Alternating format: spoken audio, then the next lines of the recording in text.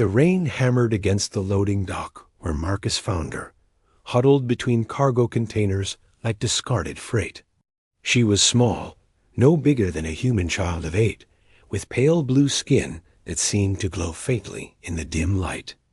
Her clothes were little more than rags, torn and stained with things he preferred not to identify. When she looked up at him with those enormous violet eyes, something in his chest tightened. Marcus had been a cargo hauler for 12 years, running routes between Earth and the outer colonies. He had seen plenty of suffering in the neutral stations, places where laws were suggestions and compassion was a luxury. But something about this girl made him stop. "You got anywhere to go?" he asked, crouching down to her level. She shook her head, pulling her thin arms tighter around her knees. She spoke in broken standard, the universal trade language. "No home, family gone. Ship left me." He should have walked away. He should have reported her to station security and let them handle it. Instead, Marcus held out his hand. "Come on. You can stay on my ship tonight. We'll figure something out." That night turned into a week. The week turned into a month. The month turned into 3 years. Marcus learned her name was Lyra, though she refused to speak about her past beyond vague. References to a destroyed homeworld and a family she could not save. He taught her how to read human texts, how to operate the ship's basic systems, how to cook the simple meals he preferred. She learned quickly, absorbing knowledge like a sponge desperate for water dot in return.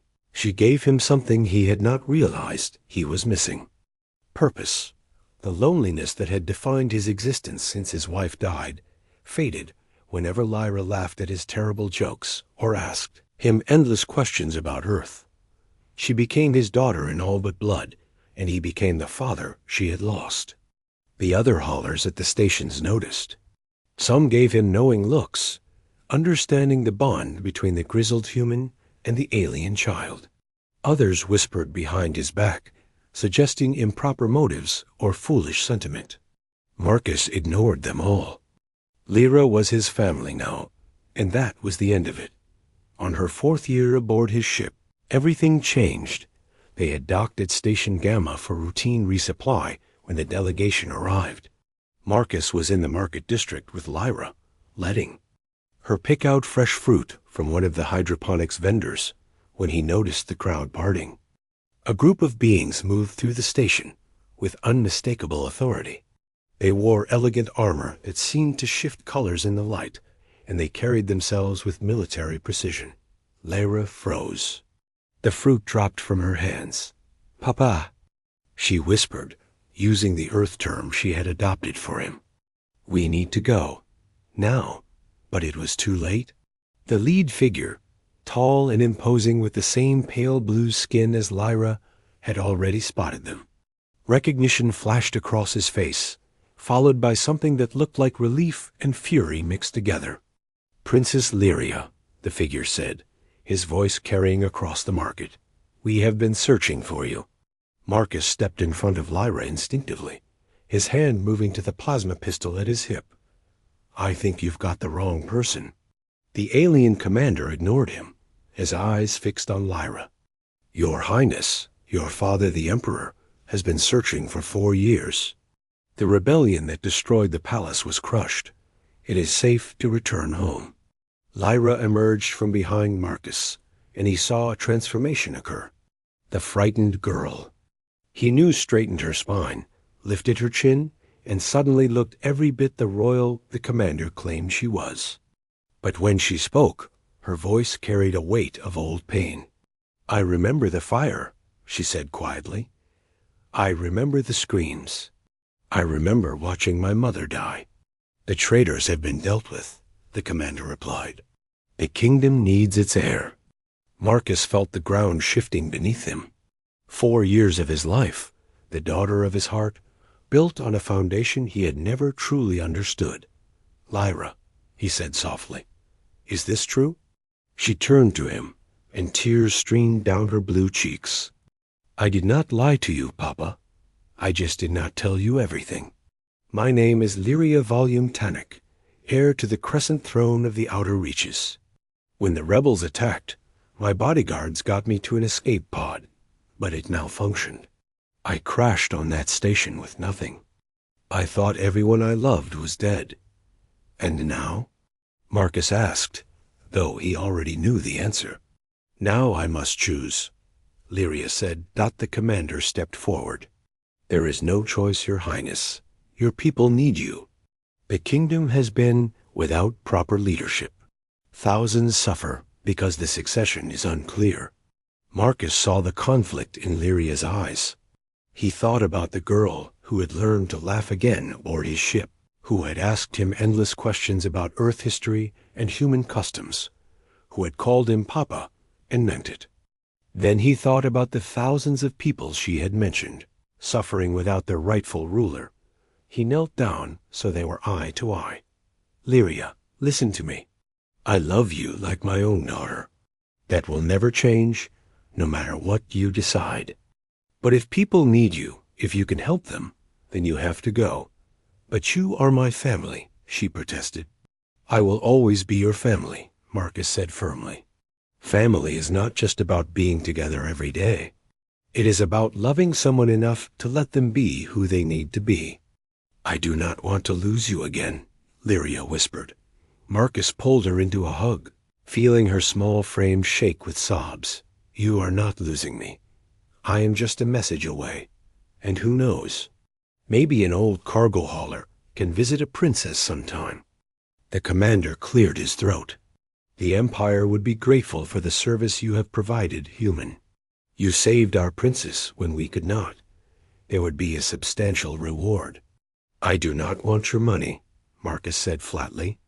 I want visiting rights and a communication line that works across sectors. For the first time, the commander smiled. That can be arranged. It took 3 days to make the arrangements.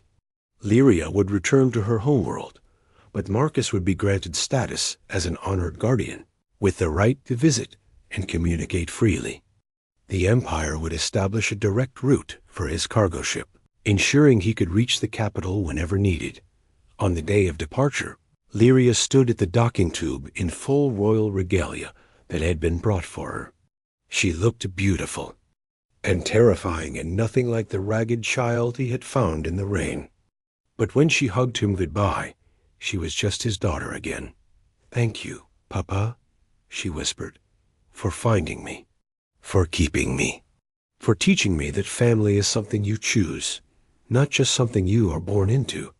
You are going to be a great ruler, Marcus said, his voice rough with emotion. Just remember what we talked about. Lead with kindness. Listen to your people. And do not let the fancy title go to your head. She laughed through her tears. I will try. And Lyria? Marcus added. Make them proud. Make yourself proud. But most importantly, be happy. She nodded, then turned and walked through the docking tube toward the royal transport. Marcus watched until she disappeared from sight, feeling the familiar ache of loneliness settling back into his chest. But this time, it was different. This time, he knew she was out there, alive and well, and exactly where she needed to be. 2 months later, Marcus received his first official communication from the Crescent Throne. It was a video message, showing Lyria in a throne room that defied description, surrounded by advisors and courtiers.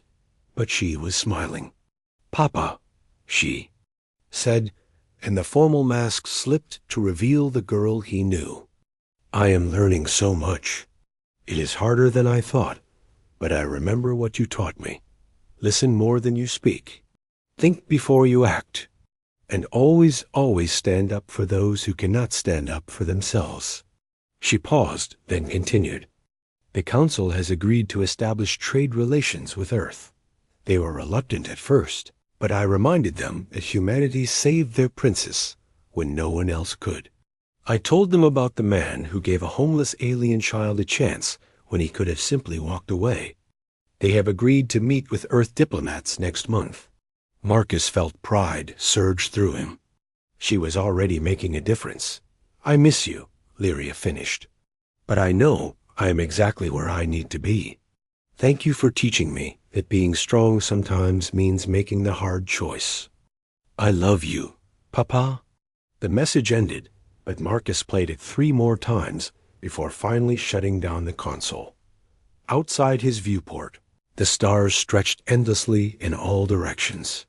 His ship felt empty without Lyria's laughter filling the corridors, without her questions and observations and innocent wonder. But somewhere out there, she was changing the galaxy for the better. And that, Marcus thought, was what being a father truly meant.